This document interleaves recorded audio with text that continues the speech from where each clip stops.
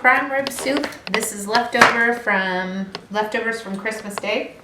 All day long yesterday I was off and I made broth on a slow boil using the bones from the prime rib and a bunch of vegetables and, oh, we don't have celery. Does my mom have celery? Your mom might have celery? My mom might have celery. But anyway, so, because I used the last of my celery in the broth yesterday. So this is what I made. And I boiled it for almost 7 hours. I put it overnight in the refrigerator to let the fat, because you know prime rib is a real fatty cut. So I put it in the refrigerator and let all the fat rise to the top, and it got cold and in big chunks like that on top of the soup. One sec. And the dog thinks that he can have some of that. Okay. I don't think you can. So anyway, so then I just drained that off tonight. So and I just used it through a strainer. So we shouldn't have too big of an issue. But I have onions and mushrooms and carrots, and I have a zucchini and 2 summer squash and some tomatoes, which I'm looking at probably are not enough, but we'll see. And I'm thinking I probably have too many carrots because I go a little crazy when I make soup, because I love to make soup. It's my favorite. And then we're going to get started with just sauteing up the vegetables. The beef is already cooked, so as soon as the vegetables are almost done, I can put the beef in, dice it up, and put it into the soup at the very end. And I have my herbs ready to go. So this really shouldn't take that long. The longest part of all of this is going to be the cooking of it, because I have root vegetables that'll take a long time.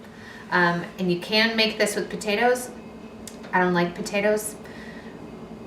Not even really the French fry kind too much. I've been known to eat a French fry, but I don't like potatoes. So I'm gonna use this opportunity and make noodle soup. So it'll be prime rib noodle soup with everything but the kitchen sink. So I'm just starting it off with a little bit of olive oil and a bunch of onion, because onion and beef just go so well together. Think burger and onion rings, if you have any doubts. That's probably enough. I went a little crazy here.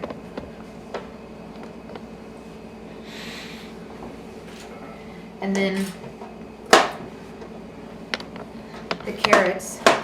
So if you want it to cook fast and you're not cooking it all day long kind of thing, you want small, evenly sliced bites so that they cook all around about the same time and they don't take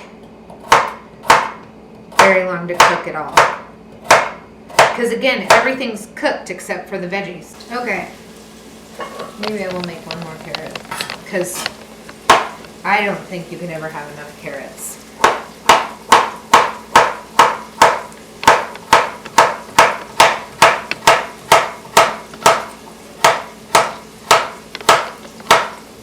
Okay. So the onions have started to cook, and this is okay. Normally I would say just cook the onions until they get like translucent, but because we're making a really hearty beef stew, you can get some color and some caramel on here, because it has to stand up to the flavors and enhance the flavors of the beef. So getting a little brown on them is not going to be a problem. And then I'm going to add all my carrots.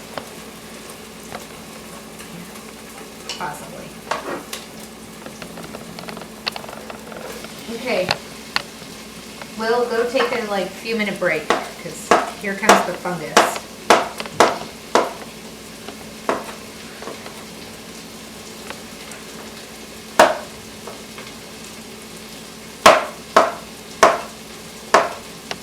So this is going to be done in like 3 different sections maybe tonight, because we can't stay on and watching soup boil isn't really exciting. I don't know if watching me slice mushrooms is exciting either, but you're here, so.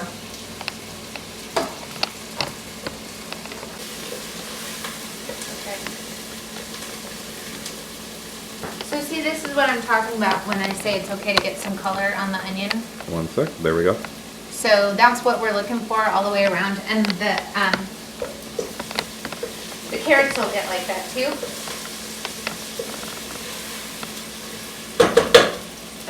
And I like to add this before I put the mushrooms into the soup so that the whole soup doesn't taste like this, but the mushrooms still do. And I'm going to sprinkle a little bit of Worcestershire on here because you don't really want a whole crap ton of Worcestershire in your soup. I mean, drinking this is not anybody's idea of exciting. But it'll soak in. And so that's what I do, and I just let it. And then that way, then that's just enough.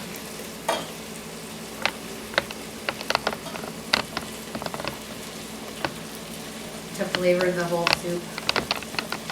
You don't even need, I might have even used too much, but we'll find out. We don't mind Worcestershire here. So, okay, so mushrooms don't take long to cook, so I'm gonna let those sit. I have a turnip.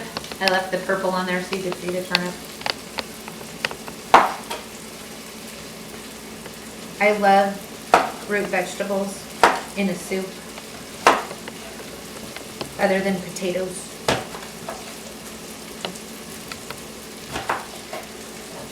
So you could have done like rutabaga, turnips, parsnips. Even parsnips would make it really sweet, so you would have to want that flavor. I don't, I want a little more savory, and I'm just gonna put them into little cubes. Again, so they cook faster.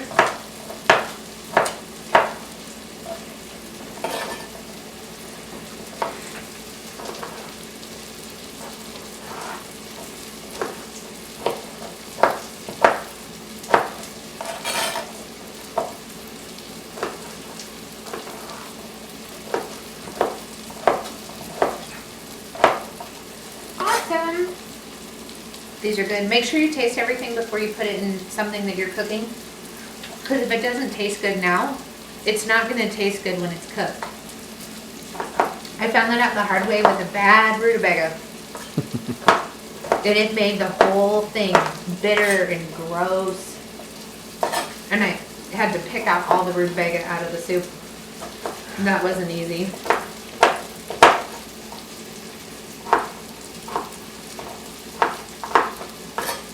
Okay, so in goes these, because these are the next longest to cook.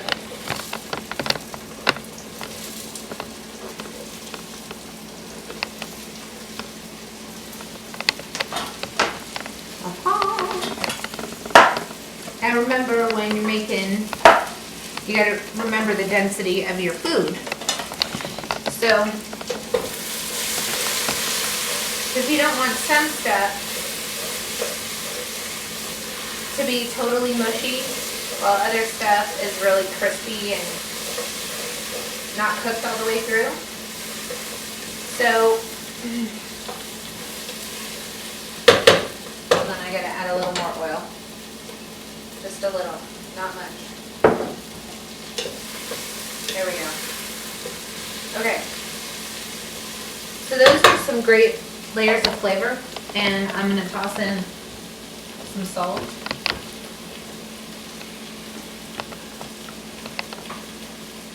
Like so. Maybe a little bit more. I'm making a huge pot, so it can handle that. And then, so what I was talking about was the bite sizes. So these can be bigger because it's a more porous vegetable. It's not root, it's the stuff above ground. So you can make those bigger like that, but cut them in half. Or even into thirds, because you want to be able to. I never take dainty bites. I'm not a dainty eater by any stretch of the word, but you got to be able to have a bite.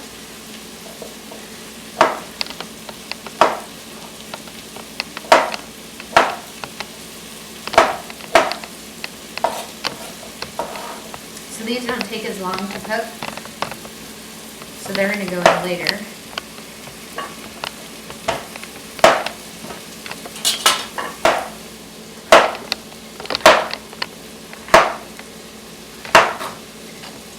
So you can't just cut this into thirds, because if you did, this is much larger than a bite. Think about that, right? So you even want to cut those in half. And these are practically, because I had to peel them because the skins were getting a little pitted, which means that they were starting to go bad. So what I did was I just peeled it, and the inside is fine, but they're going to practically disappear in the soup. They're going to like completely dissolve. So that's okay. It just makes it sweeter and it makes it thicker. And I think I will just do, I'm running out of room in my pot already. Which happens every time I make soup.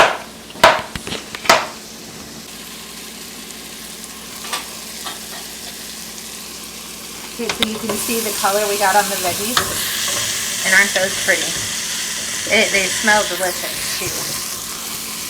Okay. And then we have, I'm going to just dump these in here. And we have those. And these don't need to really even get brown. And then we have this. See, and I don't even have beef or broth in there yet. Oh my god. Right? So,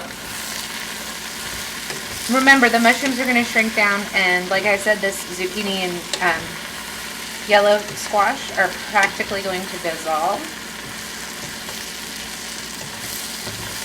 And I'll probably just let those sit for just a couple of minutes. Now, because it is a beef stew, it stands up to a ton of herbs and a ton of flavors. So, I think you may need a bigger pot. no, it'll be all right. I cooked a lot of tomatoes in here yesterday when I made the broth.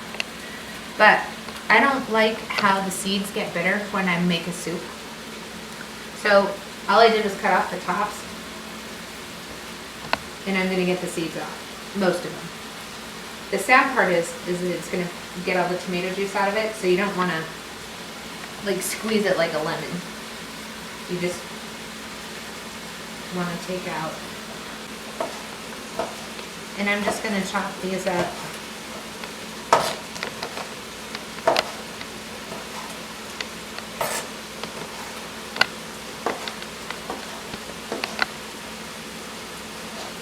And these are practically going to disappear. They're just going to give it a really nice tomato flavor.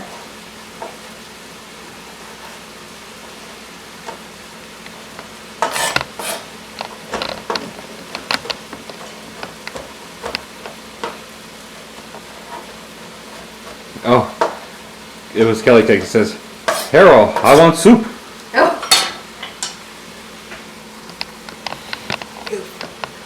Goofy. No soup for you. No soup for you. Alright, so everything's browning up nicely. I got the tomato in there. We've added some salt. Okay, I'm worried about this.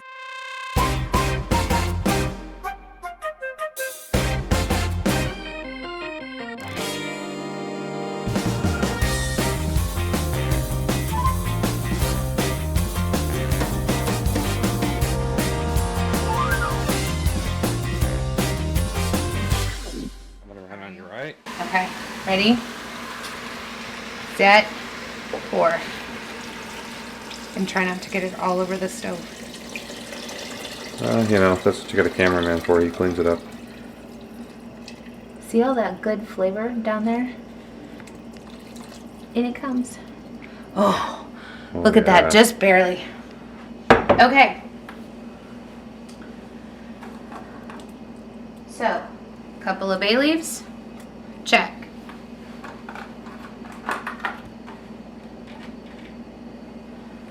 Some rosemary. Check. some sage. Little bit. Not much. Sage is strong. Check. Will says you still need the meat in there. Oh yeah, the meat's not even ready to go in yet. This gets cooked first. And then when the veggies are done, we add the meat and the noodles because the noodles are gonna soak up a lot of that broth. Wow, that looks really good. Let's taste it.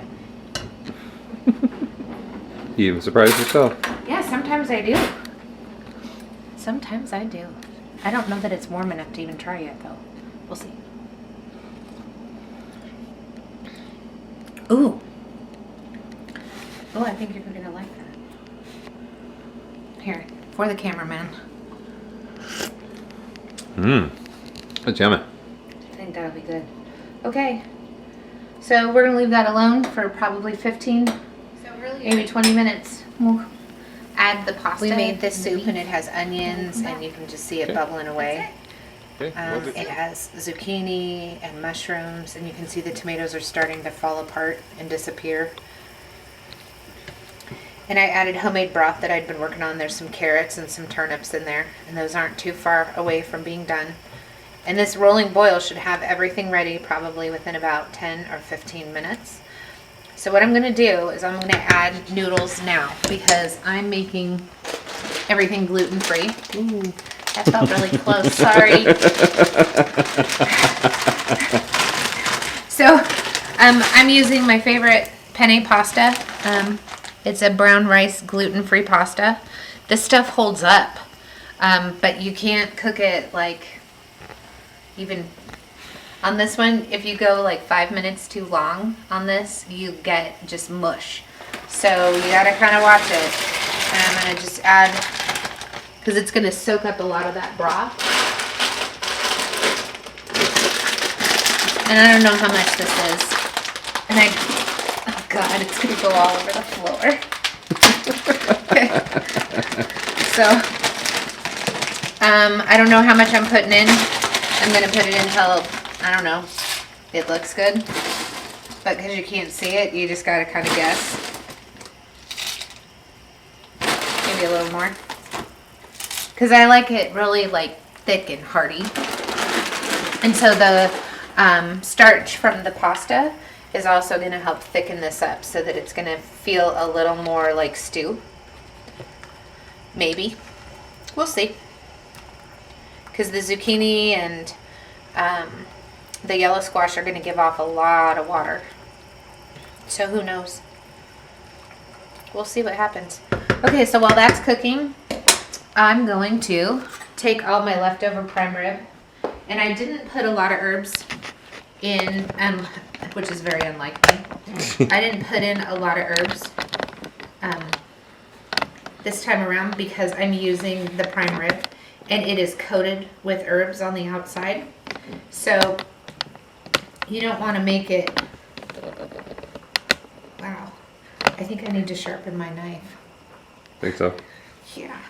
I mean, because really, it's dead animal. Why is this so difficult? There's no bones left in it. There we go.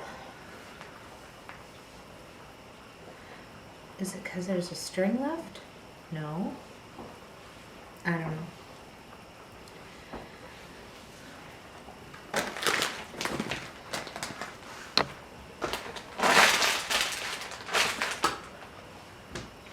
And you can or not, it depends upon how picky you are about adding some of this stuff with the fat.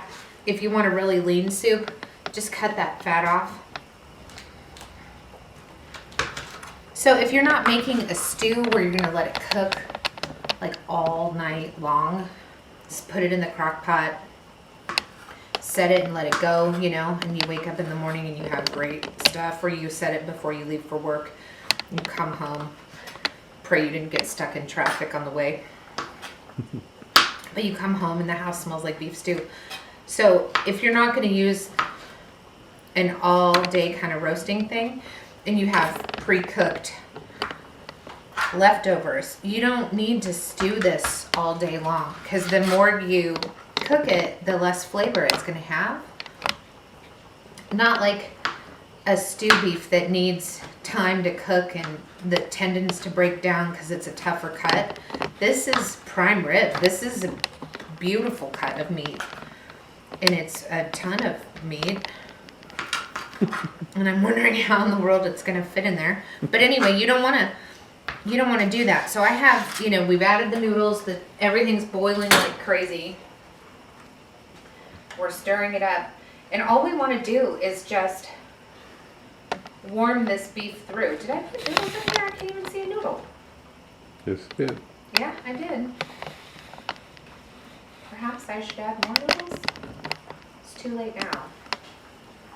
When the noodles are like soaking up all that broth and everything else, this does not need much. All it needs to happen is that it just needs to be kind of warmed through. So just as soon as the noodles are al dente, I'm gonna put this in because you can't eat rice pasta al dente. Oof. It's bad. It's not like other pasta where it kind of continues to cook. It just doesn't do that. You gotta get it just right. And then pray to God you can eat your soup before it disintegrates. That's the one tough thing about rice pasta. Or gluten-free pasta of any kind that I've encountered. Boy, that's a lot of beef. Mm-hmm. Holy smokes. And again, bites. You gotta remember bites. So I have made all of them about the same size. So if you think about this, this is a huge bite. And every piece that we have in our soup is about this big. So I don't make the kind of soup where you can have a little bit of this and a little bit of that and get like one of everything on your spoon before you shove it in your mouth, because you can't eat that much in one bite. So you just gotta kind of roll with it. So, and if you don't like fat, cut it out of there. So let's look, because you gotta always test it. Oh. All right, so we have turnip right here. And turnip should be really, really soft. Oh yeah, that's done.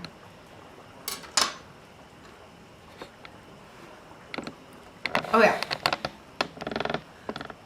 And it's hot. So this means the carrots are done. So let's look at the zucchini. That'll be done by the time the pasta gets done.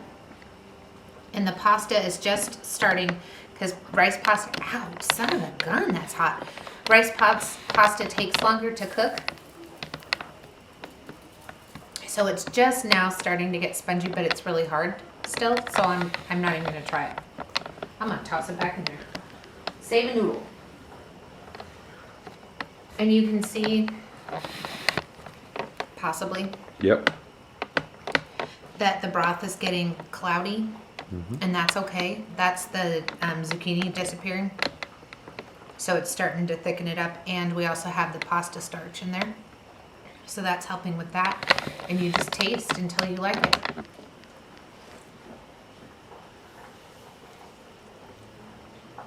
So I think it needs a little bit of black pepper. And I have some of I took out the rosemary that I had originally put in there. I took that out and took some of the sprigs off of that. Again, because of the herbs that are going to be on the outside. It's going to be terrible soup. My husband will probably have to go to McDonald's. Nah, in and out. Oh my gosh. This thing is going to be full to overflowing.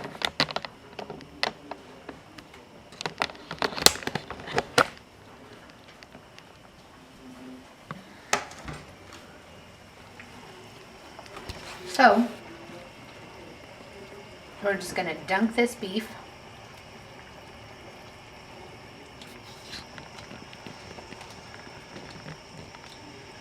I'm going to go ahead and pull the bay leaf out while I can see it.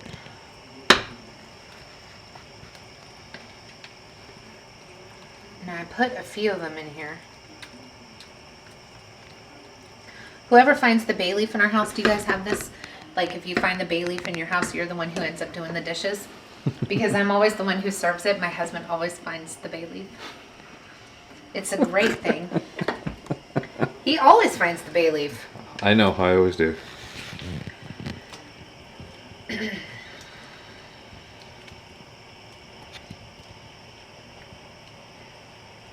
Okay, so we're gonna just let that sit.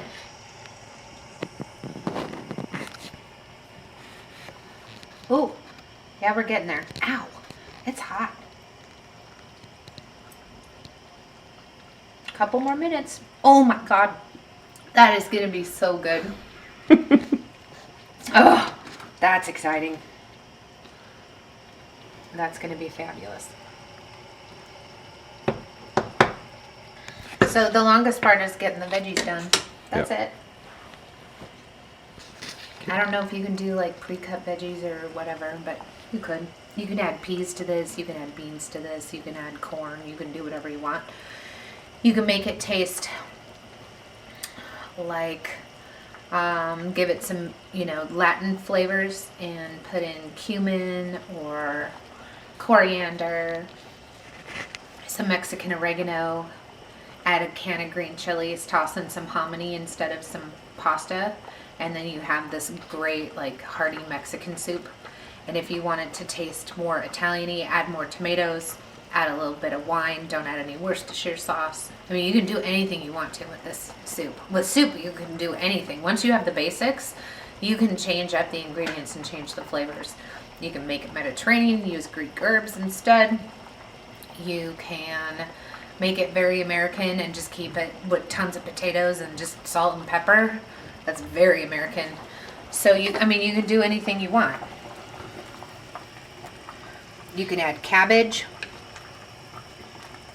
Look at that. That looks fabulous. I know there's pasta in there though.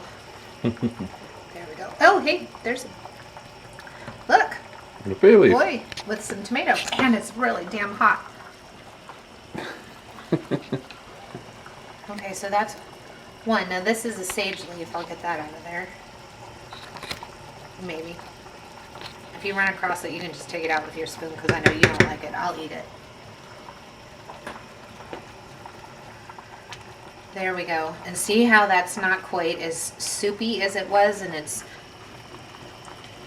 a lot thicker. Let's try a noodle. That has thickened up a lot. It has.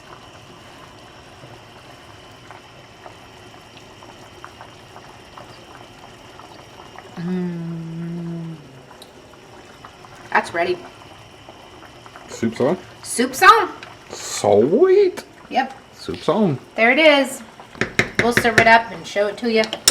If you like more starch with your food, some people do, like more carbs.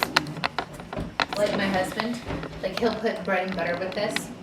You can make a nice like toasted garlic bread with some really great like Parmesan cheese on top or something.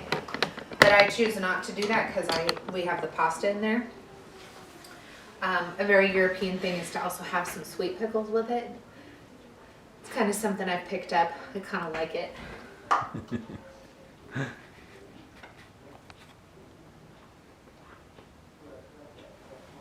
Sweet. Mm-hmm. Soup's on. I know, and I'm going to add a little bit of that because I like tons of spices. I'm going to add some of that Bulgarian spice, whatever's in it. I don't know. Oh, right. Yeah. But I'm going to use that little packet because that's going to be the bomb. Yep. And then we're going to have soup. Good. See ya. Thanks.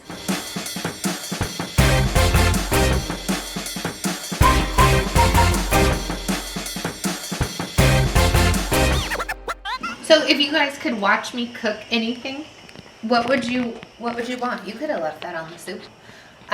What would you want me to cook? What would you want me to show you how to cook? Have you ever wanted to cook anything and weren't brave enough to try it? I will be brave enough, possibly. Don't ask me to cook organ meats though, I can't do it. I'll eat them, but I can't cook them. So send us an email.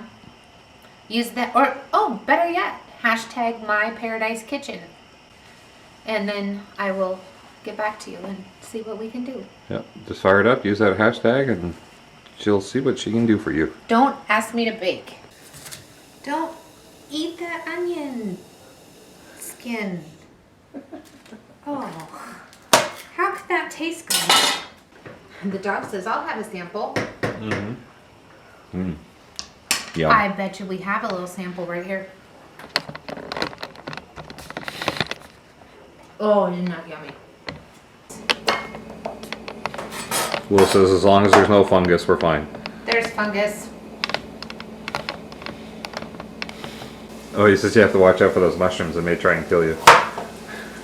Which mushrooms? The ones in Australia. Everything kills you in Australia. The people are really nice, but they have to be because they all have to band together to avoid spiders and bees and ants and snakes and poisonous thorny trees and lizards that bite and kangaroos that punch and Tasmanians that devil. Oh, and the raining spiders. Oh, and yeah, those are gross. You keep that shit down there. You've even got things that look really cute and cuddly like koalas, but they're pissy as hell. Will says he lives in the city, so he doesn't have to worry about half that stuff.